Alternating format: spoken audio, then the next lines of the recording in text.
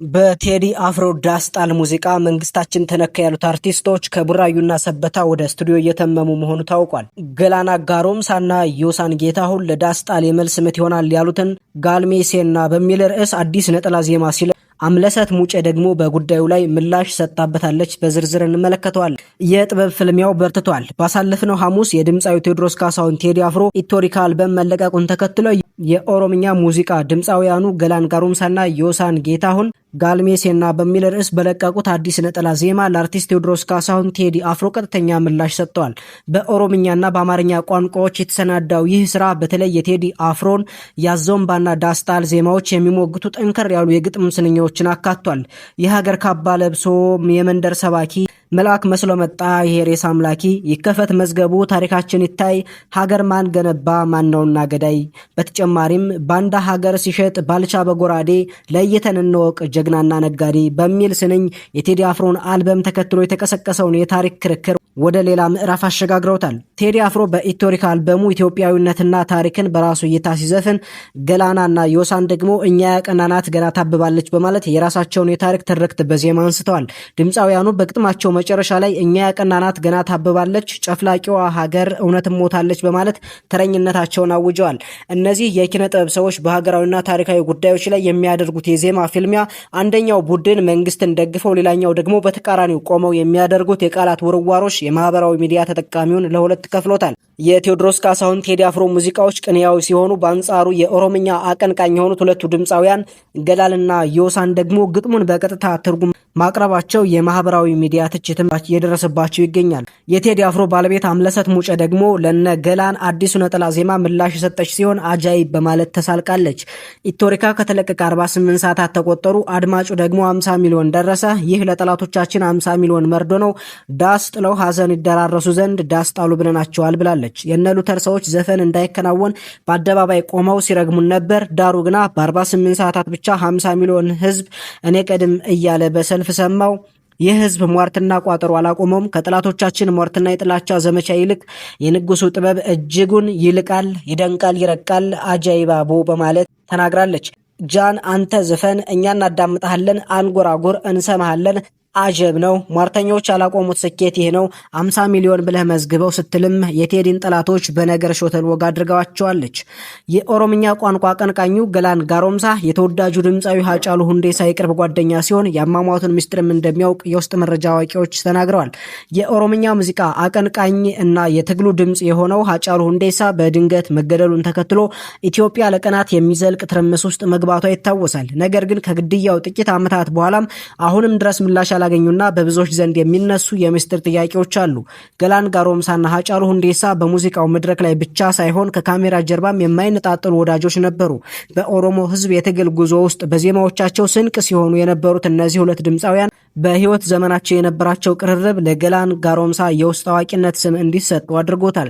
የውስጥ መረጃ አዋቂዎች በተለያዩ የማህበራዊ ሚዲያ መድረኮችና ከጉዳዩ ጋር ቅርበት አለን በሚሉ ወገኖች የሚናፈሰው መረጃ አንድ ቁልፍ ነጥብ ላይ ያተኩራል። ገላና ስለ ሃጫሉ አሟሟት ምስጢሩን ያውቃል የሚል።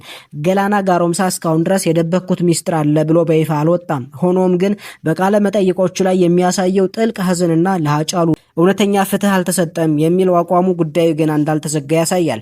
የውስጥ መረጃ አዋቂዎች እንደሚሉት ገላና የሚያውቀው ነገር ሁሉ በዝርዝር ለመናገር ጊዜውን እየጠበቀ ነው እንጂ ሚስጥሩን ይዞት አይቀበርም። በሌላ በኩል ደግሞ ግድያው በህግ ሂደት ተቋጭቷል የሚለው የመንግስት አቋም እንዲህ አይነት ወሬዎችን እንደ ተራሉ ባልታ ይመለከታቸዋል። የሃጫሉ ሁንዴሳ ሞት ምስጢር ከገላና ጋሮምሳ ጋር ምን ያህል ይቆራኛል? ገላና በእውነት የሚያውቀውና ያልተነገረ እውነት አለ ወይስ ይህ ወሬ የደጋፊዎች የናፍቆትና የፍትህ ጥያቄ ውጤት ነው? እነዚህ ጥያቄዎች ዛሬም የብዙዎች አጀንዳ ናቸው። የታሪክ መጋረጃ ሲገለጥ እውነቱ መውጣቱ የማይቀር ቢሆንም እስከዚያው ግን የገላና ዝምታና የህዝቡ መጠራጠር እንደቀጠለ ነው። ስለ ሃጫሉ ለዛሬው እዚህ ላይ እናብቃና ወደ ሰሞንኛው አጀንዳ እንምጣ። ታታ አፍሮ የተሰኘው የማህበራዊ ሚዲያ ጸሐፊ ቴዎድሮስ ካሳሁን ገርማሞን ሲገልጸው ቴዲ አፍሮ ማለት አርቲስቶች እንደ አንጋፋ አርቲስት፣ ታላላቅ አቀናባሪዎች እንደ ትልቅ ባለሙያ የሚያዩት፣ ደራሲያን፣ ከያንያን ግጥም ሰሪዎች ከህዝብ እኩል ሊያዩትና ሊያገኙት የሚጓጉለት ታላቅ አርቲስት ነው። ቴዲ አፍሮን እኛ አድናቂዎች ያገኘነውን ያህል ሌሎች የሙያ አጋሮቹ አላገኙትም። እንደ ሌሎች ሙዚቀኞችም ለግጥም ለዜማ ብሎ ለሙዚቃ ቅንብር የማንንም ደጅ ባለመጥናቱ አቀናባሪዎችን እንኳን 5 ዘፈን ሰርተውለት አንዴን የሚያገኙት። ምክንያቱም ይሄ የኛ ሰው ሁሉን ራሱ አበጃጅቶ ስለሚሄድ ነው። ለምሳሌ ኢትዮጵያን አልበም ሲሰራ ቴዲ አፍሮ ሙዚቃ ባፉ እየሰራ ኪቦርድ ላይ አቀናባሪያንን ያንን ድምፅ እንዲያመጣ ያዛል። ይሄ ለአቀናባሪው ከባድ በመሆኑ መረገጥ ያለበትን የኪቦርድ አዝራር ቴዲ አፍሮ ራሱ እየመረጠ ያሳያል። አንዳንዴም እጁን እየያዘ የኪቦርድ አዝራር ያስረግጣል። ቴዲ አፍሮ ራሱ የሰራውን ቅንብር ራሱ የመራውን ሙዚቃ በስራ ፈጻሚነት አሳልፎ የሚሰጠው እስካሁንም የሰጠው አብሮት ለሰራ አቀናባሪ ነው። ቴዲ አፍሮ ለሁሉም ብርቅ፣ ለሁሉም ሙድ፣ ከሁሉም ልዩ ነው። በድንገት እሱ የገባበት ስቱዲዮ ጨዋታው ደርቶ ሳቅና ፌሽታ ይሞላል። እንደ ጓደኛ የሚያዩትን በሌሎች ሰዎች ልበቢስ የተባሉ ሰዎች ለቴዲ የሳቅ ምንጮች ናቸው። በእነሱ ውስጥ ያለው ታላቅ የመደሰትና የከበቧቸውን ሰዎች የማስደሰት ረቂቅ መንፈስ እንዳላቸው ቴዲ በጥልቀት ይረዳል። ራሳቸውን የካቡ መኪናና ቪላ የተረፋቸው ሊወዳጁ ሲዳዳቸው እነዛ ዝቅ ያሉት ፍቅር የሞላቸው ሰዎች የቴዲን ቀልብ ይገዛሉ። ቴዲ አፍሮ ወዳጅ ሊሆነው የሚችለውን ሰው ሲገልጽ ቴዲ አፍሮ መሆንን የረሳ ሰው መሆን አለበትም ብሏል። እነሱ ዝናውን ሳይሆን ተጫዋቹነትን አይተው የወደዱት ናቸውና የወንድም ያህል ይቀርቡታል። እሱም እንዲያው ዝቅ ብሎ በእነሱ ልክ ያወጋል። ሰነፎቹማ ሲቀርቡት ያወቁት መስሏቸው የሚመጻደቁትን ርቆ የፀሐይ ያህል ሩቅ መሆኑን ያሳያቸዋል። የኢትዮጵያ አቀናባሪዎች በህልማቸው እንኳን ሊያልሙት የማይችሉትን እውን አድርጓል። አሜሪካ የዲጄ ካሊድ ስቱዲዮ ለስራ ገብቶ ስላልተመቸው ጥሎ ወጥቷል። ቀጣይ ስራዎቹ ቺካጎ ባለ ዓለም አቀፍ ስቱዲዮና ከነ ዚጊ ማርሌ ባንድ ጋር የማስተሪንግ ብሎም የሚክሲንግ እንዲሁም የቅንብር ስራዎችን ያሰራል። በቴዲ አፍሮ ልክ ማደግ የቻለ አቀናባሪ ወይም የሙዚቃ ሊቅ ሀገር ውስጥ በመጥፋቱ ባህር ለመሻገርም ተገዷል። ሙዚቃ ሲሰራ ተቀምጦ ያዩ አርቲስቶች ተደንቀው ያወራሉ። ቴዲ አፍሮ ሌላ ዓለም ላይ ያለ ነው ይላሉ። አዎ ቴዲ አፍሮ ሌላ ዓለም ነው፣ ሌላ ግዙፍ ዓለም። ሁሉም ስራዎቹ ሲሰሩ ራሱ ሙዚቃውን በአፉ ብሎ የኪቦርድ አዝራር እየረገጠ ወደ ሶፍትዌርነት ቀይሮ ዳታ አቀናባሪ ጋር ይወስዳል። ያንን ማምጣት ሲሰናቸው እጃቸውን ይዞ አዝራር እየመረጠ ይረግጣል። ሊያሰራ ሄዶ አስተምሮ ይመለሳል። ከ9 ዓመታት በኋላ ዳግም በተወዳጁ ሙዚቃዎቹና አልበሞቹም ምድርን አንቀጥቅጧል። በመላው ዓለም የሚገኙ የኢትዮጵያ የሙዚቃ አፍቃሪዎች በከፍተኛ ጉጉት ሲጠብቁት የነበረው የታዋቂው ድምፃዊ ቴዎድሮስ ካሳሁን ቴዲ አፍሮ 6ኛ ስቱዲዮ አልበሙን አጠናቆ ለህዝብ ባቀረበበት በ48 ሰዓታት ውስጥ ብቻ ከ50 ሚሊዮን በላይ እይታዎች ማግኘታቸው ዓለምን አጃይብ አስብሏል። ኢትዮሪካ የሚለው ስያሜ የተሰጠው ይህ አዲስ አልበም ከዚህ ቀደም ካቀረባቸው አቦጌዳ፣ ያስተሰርያል፣ ጥቁር ሰውና ኢትዮጵያ ከተሰኙ ተወዳጅ ስራዎቹ በተለየ መልኩ እጅግ ረቂቅ የሆኑ የዜማና የቃል ድርሰቶችንም የያዘ ነው። በእውቀቱ ስዩም ሰሞንኛ በሚለው ጽሁፉ ላይ ቴዲ አፍሮን አዝማሪ ብለው ለተሳደቡ ጥሩ ምላሽ ሰጥቷል። የአገር ዳር ድንበር ሲደፈር ከወታደር ጋር አዝማሪው ይዘምታል። አዝማሪ ሳያስከትል የዘመተ ንጉስ ኖሮን አያውቅም። የጀግኖች ወኔ አዋላጅ ነው አዝማሪም። ፈሪ ይወቅሳል፣ ጠላትን ይዘልፋል። ከዚያ ባለፈ ጋዜጠኝነትና የታሪክ መዝጋቢነትን ሚና ይጫወታል። ገበየሁ ቢሞት ተካ ባልቻ መድፍ አገላባጭ ብቻ ለብቻ ያለው አዝማሪ የጦር ሜዳ ዜና ዘጋቢው ነው። ዘገባው እኛ ጋር ሲደርስ ታሪክ ሆኗል ይለናል። በጦር ሜዳ ላይ ለሀገራቸው ቸውን የገበሩ አዝማሪዎች ጥቂት አይደሉም። በእኛ ትውልድ እንኳን በሻቢያ ጥይት ሜዳ የቀረችው ንግስት አበበ እንዴት ትዘነጋለች? ጥላሁን ገሰሰን ባና ዜማ የንግስት አበበ ደም ባቆየው ሀገር ውስጥ ነው ውር ውር የምንለው። በየጊዜው ፍርድ እንዲቃና ግፍ እንዲወገድ ሰላም እንዲሰፍን የሚጎተጉቱም አዝማሪዎች ናቸው በማለት ቆጣ ብሏል። ሌላው ይቅርና የምንበላው የጤፍ እንጀራ በዘፈን ተገፍቶ ሞሰባችን ላይ እንደደረሰ ዘንግተናል።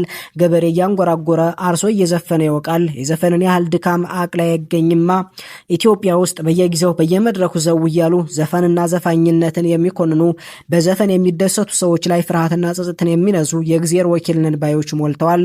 አንዱ ባለፈው በቴዲ ዘፈን መለቀቅ ዋዜማ ላይ ዘፈኑ እንዳይከናወንለት ሲራገም የነበረ ነው።